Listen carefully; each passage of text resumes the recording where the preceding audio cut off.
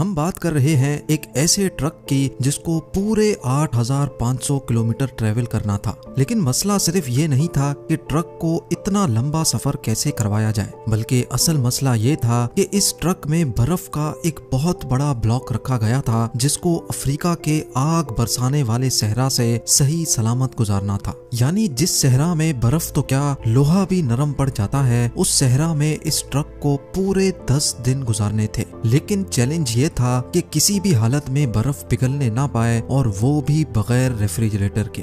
Zeme TV की videos में एक बार फिर से खुशामदीद। नाजरीन, ये बात है 1959 की, जब पूरी दुनिया की अटेंशन एक आइस ब्लॉक ने घेर रखी थी। ये आइस ब्लॉक 3050 केजी वजनी था और इसको दुनिया के एक कोने से दूसरे कोने तक पहुंचाना था, और वो भी बगैर रेफ्रिजरेशन के। यानी इसका स्टार्टिंग पॉइंट था नॉर्वे का शहर मोई राना, और इसका एंडिंग पॉइंट था लिब्राविल, जो सेंट्रल अफ्रीका में एक शहर है। लेकिन आखिर ऐसा किया क्यों जा रहा था? इस आइस ब्लॉक को इतना दूर क्यों ले जाया जा रहा था?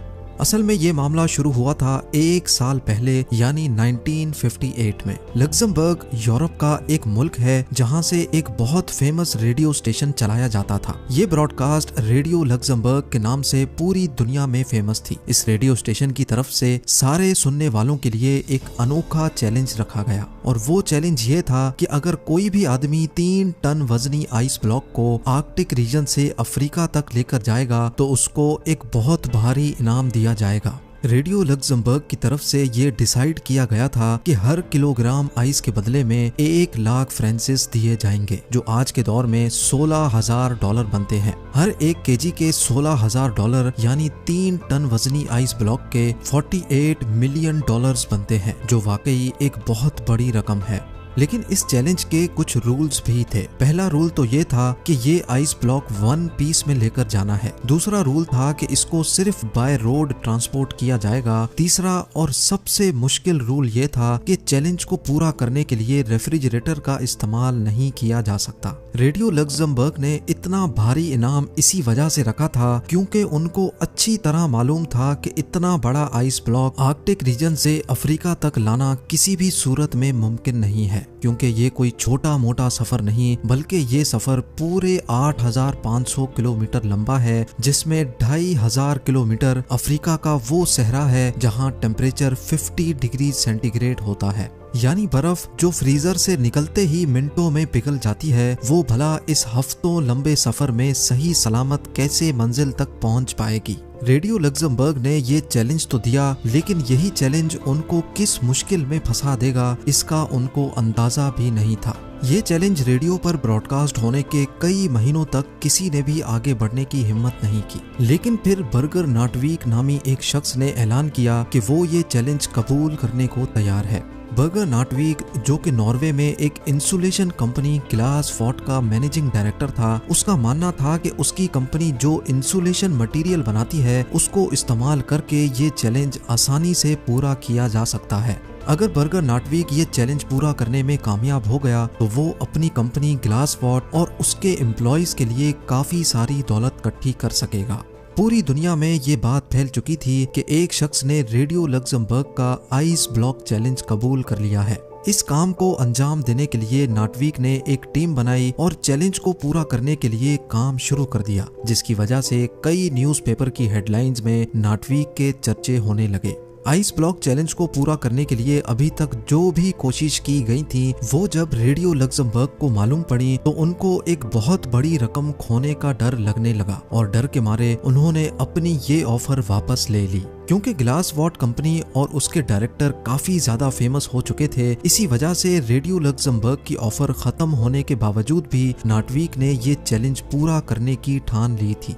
उनका मानना था कि अगर उनको पैसे ना भी मिले तब भी वो ये चैलेंज पूरा करेंगे, क्योंकि इसकी वजह से इनकी कंपनी की पब्लिसिटी में इजाफा होगा। ये चैलेंज अब स्टार्ट करने का वक्त आ चुका था। ये फैसला हो चुका था कि आइस ब्लॉक को नॉर्वे के शहर मोई राना से ऑल द वे अफ्रीका में गैबोन के शहर लिब्राविल तक भेजा जाएगा। आइस ब्लॉक को Denmark, Netherlands, Belgium, France, Spain और मोरक्को के बाद अल्जीरिया के सहरा से गुजारकर गैबोन तक लाया जाएगा। नेटवीक की टीम में एक इंजीनियर, 4 ड्राइवर्स, एक ट्रक मैकेनिक और 2 कैमरामैन भी शामिल थे। उन्होंने 3 टन वजनी आइस ब्लॉक को ग्लेशियर से काटने का फैसला किया, लेकिन इतना बड़ा आइस ब्लॉक एक ही साथ उठाना काफी मुश्किल था। इसीलिए 200 केजी के ब्लॉक्स को काट काट कर हेलीकॉप्टर के जरिए नीचे भेजा गया।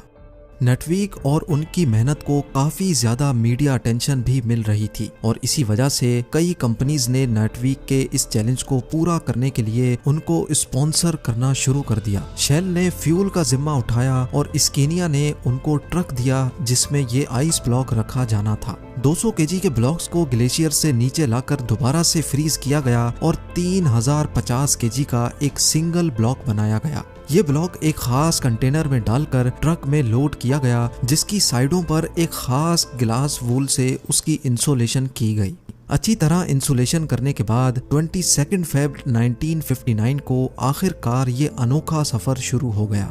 शुरुआत का सफर तो काफी ज्यादा आसान था क्योंकि इन इलाकों में मौसम भी काफी खुशगवार था और रोड्स भी ठीक ठाक थे।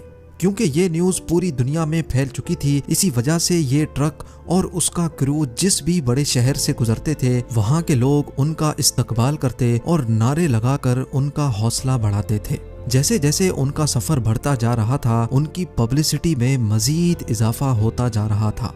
जब ये ट्रक पेरिस से गुजर रहा था तो उनको वहाँ की पुलिस ने भीड़ वाले इलाकों से गुजारने के लिए खास प्रोटोकॉल भी दिया। यहाँ तक के पेरिस के मेयर ने क्रू की दावत भी की थी। इस सफर को एक हफ्ता गुजर चुका था। मार्सेय पहुंचने पर ट्रक को क्रेन की मदद से एक शिप पर रखा गया क्योंकि अब उनको समंदर का एक बहुत बड़ा हिस्सा पार करना था। समंदर के दूसरे हिस्से पहुंचने पर कंडीशंस बिल्कुल ही अलग हो चुकी थी। ट्रक अब अफ्रीका की जमीन पर आ चुका था जहां दिन के टाइम पर गर्मी इंतहाई शदीद थी।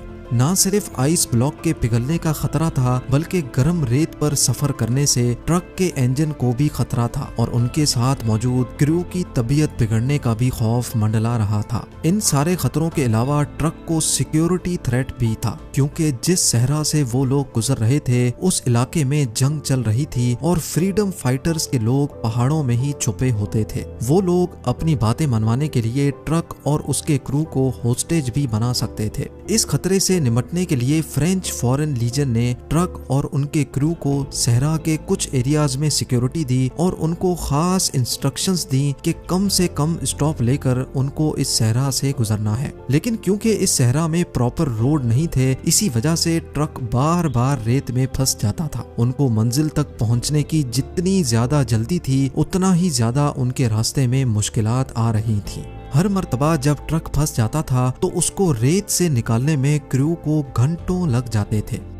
दुनिया के सबसे महंगे आइस ब्लॉक को ट्रांसपोर्ट करने का ये मिशन अब इनके गले में आ चुका था। एक तरफ फ्रीडम फाइटर्स का खौफ था तो दूसरी तरफ गर्मी ने क्रू की हालत बिगाड़ कर रखी थी और सोने पे सुहागा इस गर्मी ने ट्रक के अंदर मौजूद आइस ब्लॉक को मेल्ट करना शुरू कर दिया था। अगर क्रू यहाँ फंस गया तो ना ही उनका मिशन पूरा हो सकेगा और ना ही हजारों मील दूर से निकाली गई बर्फ बच सकेगी। सहरा से गुजरने वाले मुसाफिरों के जानवरों को उन्होंने पिघलने वाली बर्फ का पानी भी पिलाया, जो कि असल में दुनिया का सबसे महंगा तरीन पानी था। कई रातें उन्होंने रेत पर ही स्लीपिंग बैग बिछाकर गुजारी और आहिस्ता आहिस्ता मुश्किलात को फेस करते मंजिल की तरफ बढ़ते गए। आखिरकार वो इस सहरा को पीछे छोड़ने में कामयाब हो ही गए और अब उनकी मंजिल काफी ज्यादा करीब थी। पूरे 28 दिनों के सफर के बाद ट्रक, क्रू और बचा हुआ आइस ब्लॉक लिब्रेविल पहुंचने में कामयाब हो गया था। लिब्रेविल पहुंचने पर उनका भरपूर इस्तकबाल किया गया, लेकिन सबको सिर्फ एक बात जाननी थी कि 28 दिन के सफर और मुश्किल तरीन कंडीशन से गुजरने के बाद आखिर कंटेनर में कितनी बर्फ बची है। हैरत अंगेज तौर पे जब ट्रक का कंटेनर खोला गया तो उसके अंदर का मंजर देखकर यकीन करना मुश्किल था। जी हाँ, नॉर्वे से निकलते वक्त आइस ब्लॉक 3050 केजी का था, लेकिन पूरे 28 दिनों के मुश्किल तरीन सफर के बाद हैरत अंगेज तौर पे आइस ब्लॉक का वजन 2714 किलोग्राम था। सिर्फ 11% बर्फ यानी सिर्फ 336 किलोग्राम आइस रास्ते में पिघल चुकी थी और बाकी सारा आइस ब्लॉक वन पीस में मौजूद था। बेशक रेडियो लक्समबर्ग अपनी ऑफर से पीछे हट चुका था, लेकिन फिर भी ये चैलेंज पूरी तरह से कामयाब हुआ और ये बर्फ तोड़कर गैबोन के लोगों में डिस्ट्रीब्यूट की गई, जिन्होंने आज से पहले कभी भी बर्फ नहीं देखी थी। नाटवीक और उनकी कंपनी को कोई कैश रिवॉर्ड उस वक्त तो नहीं मिला, लेकिन इस पब्लिसिटी ने उनकी कंपनी की सेल्स पर 4 चांद लगा दिए थे। ग्लास वॉट आज भी ग्लावा के नाम से इंसुलेशन मटेरियल बनाती है और 1959 के बाद से इनकी पॉपुलैरिटी में मजीद इजाफा ही होता जा रहा है। उम्मीद है जेम टीवी की ये वीडियो भी आप लोग भरपूर लाइक और शेयर करेंगे। आप लोगों के प्यार भरे कमेंट्स का बेहद शुक्रिया। मिलते हैं अगली शानदार वीडियो में।